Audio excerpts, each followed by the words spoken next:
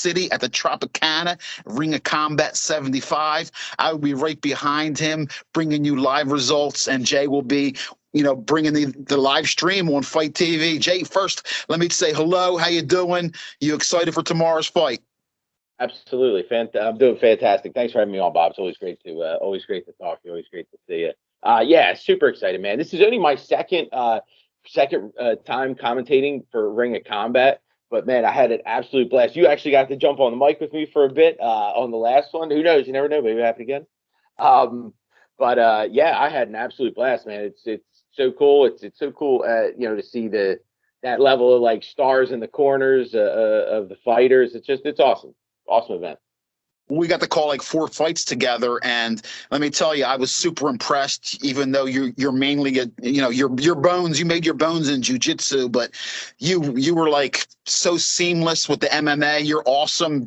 Jay right now is like, he's got so many gigs lined up for commentating. He's the hot name right now, and I see why, man. He's very good at what he does. Great personality. I'm thrilled to call him a friend. He's a high-level jiu-jitsu practitioner, and we're going to have a ball tomorrow night. So we're going to go over the card, some of the fights, and it looks like, a pretty fun card as usual. I mean, Lou Negli and Frankie Perez, they put on, some of the best shows, some of the best regional talent. As Jay said, you'll see guys like Matt Serra and, Dante Rivera, and some really, guys that I'm sure Jay is very familiar with from the jiu-jitsu community, working corners, and it's just a great, fun night. So, Jay, you ready to go over some of these fights?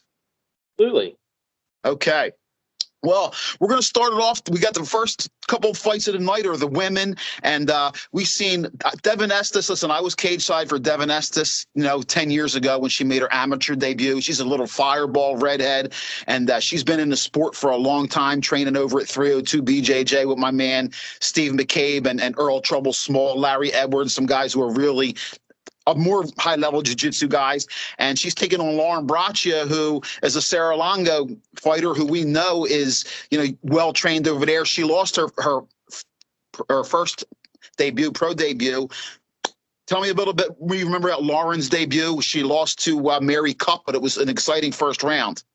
Yeah, for sure. Very exciting first round. And listen, Lauren was she had a fairly successul amateur career. She did okay in the amateurs, and Cup was her debut. And I haven't gotten to train with Mary, but I've seen her in the room. She does train down at South Jersey from time to time too. I think Steve Bonjour is actually cornering her tomorrow. But man, I mean, she is a tough, very well-rounded person, and that was a well-rounded fighter. But I'll tell you, that was a fairly close, from what I can remember, fairly close fight. And then Mary just kind of overwhelmed her, got to the back, and once she got to the back, she got the finish.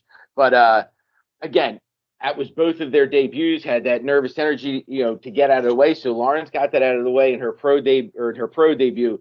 Now she got Devin Estes, who's making her pro debut. Now you said you got to see her in her amateur debut, so that's cool that you get to actually see her in her pro debut as well. But coming out of a jiu-jitsu school and training with her wins when she was in the Amis. It's arm bars, Kimuras, you know what I mean? It's all submission hunting stuff. So, Braccia is going to make the adjustments, and she's going to be ready for a submission hunter. All right, listen, the second fight of the night, ladies, again, Mary Cup, who you talked about. Now, listen, this is her second fight, and she's going in there against Gabriela Gelfin. Listen, Gabriela has 6 fights. She's 3-3, but when you look and see who she fought, Jay, she was in there with Jasmine. She was in there with 2 or 3 UFC fighters. She fought a Bellator. So Mary, listen, she's tough, but had 1 fight. Now, a lot of experience. She's facing somebody who's been in there with some of the best in the world. I can't wait to see this fight. Sure, and I'm going to tell you, with Mary, you probably could have had Ronda Rousey be the opponent, and she would have said, yeah, without even thinking about it. You know what I mean? That's just the kind of fighter Mary Cup is. Listen, when she was in Amis, she just, again, she fought a lot, man. And this is like a mother, you know what I mean? Like somebody who does this as a hobby, but's doing an incredible job with it. But I think she's here's the thing. I don't think that Gelfin is going to throw anything at Mary that she hasn't seen grappling wise. That's like I said, that's just such an interesting fight because you got Mary, like you said, she's all into it. I interviewed Mary for the website. She's awesome to talk to, and she loves it. She loves what she's doing. Gabriella has had 6 fights, and you obviously she's got to love it too. So that looks awesome. Let's move on to the men. Okay, we got Sean Stefanelli out of Grindhouse MMA taking on Jonathan Alvarez out of Knockout Muay Thai. Now, just looking at this fight and the schools, Jay, I'm looking at a striker versus more of a grinder, and Sean Stefanelli, a guy who probably wants to make it into a dirty fight, get it to the ground. Do you see it the same way? Yeah, absolutely. I might have called every one of Jonathan Alvarez's amateur fights. I really feel like I've called all of his amis, and he's a stand-up guy. Don't get me wrong. You know what I mean? He's had fights go to the ground, and he does a very good job at defending himself and getting himself back to the feet. But I think you're right. It's definitely he's going to try to drag this to the ground, take Alvarez out of his strength, and try to take the victory on the ground. Okay, we move on to Alex Brown, who was 1-2, and he fights a guy, David. Listen, good luck with his name. We'll figure out Meshkaradze. Now, listen, David, he hasn't fought since 2019. He's 1-1. Alex Brown, 1-2. Have you gotten a chance to look at this fight or at all? Or are you going to talk to those guys, in the locker room before the fight? To them before the fight. Yeah, again, Alex was from because I'm pretty sure I saw. Yeah, I watched his fight, the decision from Ring of Combat 73, and the one he had with Ahern. Very close fight. Again, I haven't been able to see anything with Meshkaradze yet, but again, I'll get to talk to him tomorrow before we get started. All right, we're moving on to the bigger guys, 185 pounds. A.T. McCowan, who you called his fight at Ring of Combat 74. He had a long layoff. He came back, had a nice decision victory. He's taking on Manny Flores. Listen, another Serra-Longo guy. You know when they're coming from Serra-Longo that those guys are going to be ready to fight. They've seen everything. McCowan is another 302 BJJ guy, Devin Estes teammate. How you looking at that one, my friend? And again, when you got these bigger guys, I think we're going to see a lot of that pushing to get to the cage to drag it to the ground. The African Samurai, Manny Flores, he's coming off a couple of what do you call it, KO losses, but he's coming off a head kick knockout before that. So I see him trying to push this towards the cage, using them head kicks and trying to get McCowan to the ground. But again, McCowan being a 302 BJJ guy, he knows what he's doing once he gets there. That's an interesting fight. I'm looking forward to it. Like I said, the bigger guys are always, you never know. One punch could change a whole fight. It's like the heavyweights. And to have a head kick knockout at one of the big boys, scary, right? Hell yeah, man. Hell yeah. That's always exciting. That's a wow moment. When you're commentating, you're always looking for those moments. You know what? The ones you don't forget. Yeah. So we're moving on now back to the small guys. Ricardo Fuentes at a Tiger Shulman Mixed Martial Arts against Dominic Biondo out of Belmore. Both of those schools are more striking schools. Don't get me wrong. I know they train everything in these schools, but I'm looking for a stand-up battle here between Fuentes and Biondo. What do you think? You think this might be, a 3-round stand-up kickboxing battle? For sure. And I will say, though, one thing about Fuentes, split decision, really good fight on his last fight. And I will say that susceptible to submissions is Biondo. Okay. He's lost quite a few times, but I'll tell you, man, these Tiger Shulman guys, he is a 10th Planet guy, too. Very well rounded. We might see him trying to get this to the ground and use one of Biondo's vulnerabilities of being submitted a few times. You might see him try to attack a submission to finish this. Okay. Then on to another fight that I can't wait to see. Christian Lopez versus Armando Jetja. Listen, striker versus striker. I talked to Armando. He kind of hinted to me that you might see he hasn't used it, but he thinks his grappling is underrated. He said you may see some this fight because striker versus striker. This is one that I can't wait for. Lopez, as we saw, he lost his last fight because he kept getting taken down. His wrestling he needs to keep working on. And this is a great matchup from Frankie, striker versus striker. What do you think about this one? Yeah, I'd be interested to, of course, as a jiu-jitsu guy, I would be very interested to see this hit the ground, because he does have Lopez does have some submission victories, and Armando training out of that Renzo Gracie camp. He's training his jiu-jitsu very well, but either way, I don't know. I think we're going to see a 3-rounder with this one, man. I think these guys are going to bang. I think if it does hit the ground, we're going to see some good activity. But I don't know. I think this one might stay on the feet, man.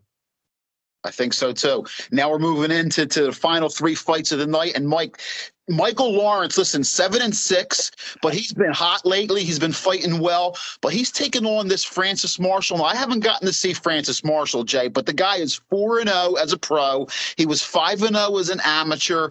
This might be one of those next level guys that's destined for the UFC. But Michael Lawrence, listen, he's a veteran. To anybody who's been in there 13 times, you have to respect that.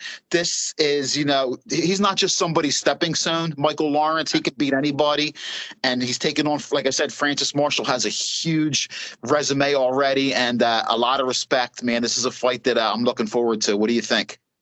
Marshall's like Pellegrino's guy. He's like Kurt Pellegrino's kid that he's pushing, you know what I mean? So this kid's getting a lot of very good attention. He's undefeated too, right? 4-0. Yeah. He's getting, a lot of and I got to call a couple of his amateur fights and dead serious. And the kid's for real, man. He's put together. He's very well rounded. His hands are very good, especially for a kid that wrestles as well as he does. And grapples as well as he does. But like you said, man, show enough, Mike Lawrence, dude, always putting on a show. The only thing I'll say is he's 40. You know what I mean? Not that the gas tank's not there, but, Marshall's going to look to put on a pace. And the pace from a younger guy coming on a 40-year-old. But, again, not like Lawrence hasn't been in there before or anything like this. But that is one thing. We got a little bit of age against youth here in this one, too. Yeah, I think Marshall has a really nice future. I mean, everything I've read and talked to some guys in the business about him, he's legit. And like you said, Kurt Pellegrino, he's a former UFC guy. Kurt knows it all. He's a tremendous trainer and jiu-jitsu and everything. So, Francis Marshall, keep your eyes open for that name. Now we're moving into the co-main event. And listen, these final 2 fights, man, I'm salivating for these fights. Listen, James Gonzalez, Sarah Longo, he's coming down from his 145-pound championship to fight at 135 to take on Phil, the Hitman Caracappa, the former Ring of Combat 135-pound champion. Now, listen, Phil had an opportunity on Dana White's Contender Series. And listen, I went and visited him and interviewed him at Dante Rivera, BJJ, before that fight in Freehold. And Phil doesn't make excuses. I'm telling you right now, he had an injured knee in that fight, and he didn't want to tell anybody. He still took that fight because that's how Phil is. Phil is a friggin' warrior. And we saw, listen, James Gonzalez is more than just a jiu-jitsu fighter. We saw his last fight. The majority of the fight was stand-up. So this is and these schools are almost like brother schools. You got Sarah Longo versus Dante Rivera, BJJ. There's a lot going on there. I think the winner of this fight deserves to go to the UFC, in my humble opinion. I think they both are tremendous at what they do, hard workers. Give me your view on the co-main event, because like I said, these are 2 prime athletes, hard workers, and both guys are warriors. Yeah, and I'll tell you, it could be a main event. Clearly, this could be a main event. But yeah, and the thing is, they're both so well-rounded, and I definitely think that Gonzalez has the advantage on the ground, but I don't think that he'll take it there. I think that he likes fighting. I think that if it ends up there, he's cool, but I don't think that he's going to force it there. I think that he wants to put Capacara there with strikes, and then he'll attack from there. That being said, Caracappa is going to try to put him on his back. You know what I mean? He's going to come out striking. Listen, Dante Rivera is one of I've commentated a lot of stuff grappling and MMA, and dude, he's one of the best game planners and corners you could ever have. Not that, and listen, Gonzalez has got Longo, Weidman, and Quinton in his corner.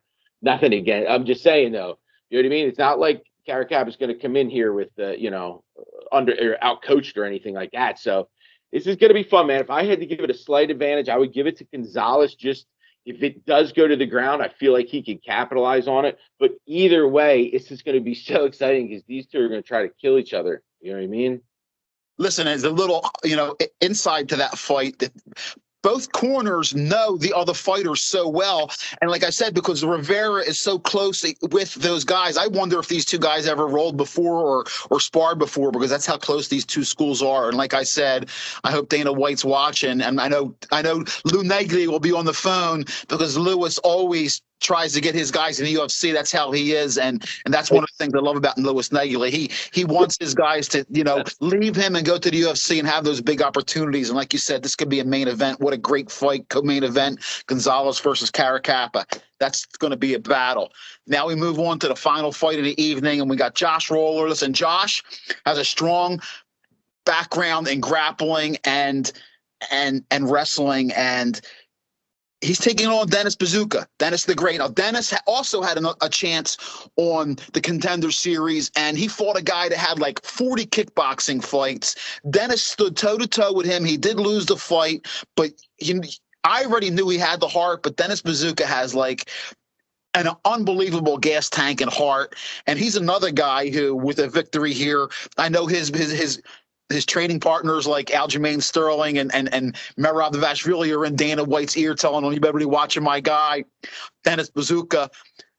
Boy, how do you see this fight? Because this is another one where Roller may be, inclined to try to get this fight to the ground against Dennis.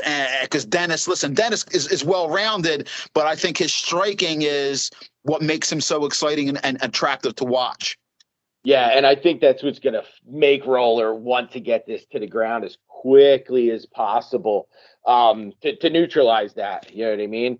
He doesn't want to drag this out. You know what I mean? Bazooka's proved that he can win decisions. You know what I mean? And he can go 15 minutes. The last time Roller was in ring combat he took out a very good wrestler, BJ Young. I think the first round TKO or KO.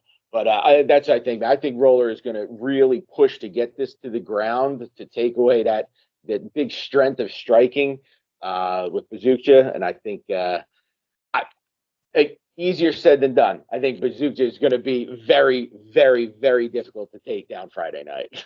Very difficult to take down. I think he's going to want to put on a show, because I think what you're saying is correct. I think he feels like it's his time, and he knows that one more good performance might actually just get him there. Hey, listen, one of his main training partners for years has been Merab Dvalishvili, and, Merab the Machine. There's nobody in the UFC. I mean, he just takes you down at will. So, you know what? Practicing against that is going to make you better. Once again, I'm with Jay Regalbuto. Him and I are excited to be in Atlantic City tomorrow night. Jay's going to be calling the card, Ring of Combat 75. Jay, let the people know I know you have a lot of gigs lined up. So tell the people about where you're going to be this year, where you're going to be commentating at, where they can catch you doing your stuff. Because I know besides grappling, like I said, you're doing Dead Serious, Ring of Combat. What's your year look like? Yeah, so right now I have Ring of Combat. I have Dead Serious, which is March 5th, I believe. March 11th. I got a bunch lined up, but I have I'm doing all the Dead Serious events this year. I'm doing all the Men of War grappling events this year. Everything under the Dead Serious banner. There's one kickboxing event I have to miss, but I'm going to be doing all the kickboxing stuff. Again, big thank you to Frankie Perez, man. I have a good time with that organization and all them guys, and appreciate all they do. I have Emerald City Invitational coming up. That's in March. I do their events. That one's on Flow Grappling. What else? I have the ADCC trials. I'll be a head judge for the West Coast trials. I'll be one of the judges out there. There's already a ridiculous record-breaking amount of competitors for that. But man, and then I don't teach anymore. I retired from teaching. I still do seminars if people reach out for seminars, but I'm just enjoying training again, man. And what's funny is I still can't stop watching jiu-jitsu. I'll watch jiu-jitsu for like 2 hours a day for no reason. I'm studying tape for no reason. I don't even know why. Hey, listen, that's what's part of your life now, man. It's your lifestyle for life. You know what I mean? It's awesome that when I see your son in a gi, I know that makes you happy. I know. It puts a smile on your face, doesn't it? I see your profile pic. He's got his son in a gi. You know what? You got to be happy, because I'm sure, you didn't push him into it. It's something he wants to do, and that's awesome, man. Once again, I'm with Jay. I can't wait to see you in AC tomorrow night. Get a big bear hug. Enjoy some good fights. Jay Regalbuto, check him out. If you can't get to AC tomorrow or get to the website for live results, you can hear him on Fight TV, calling the action. And Jay, man, it's a pleasure, man. Can't wait to see you once again. Always great to talk to you and catch up. Punch, Bob. Really appreciate it.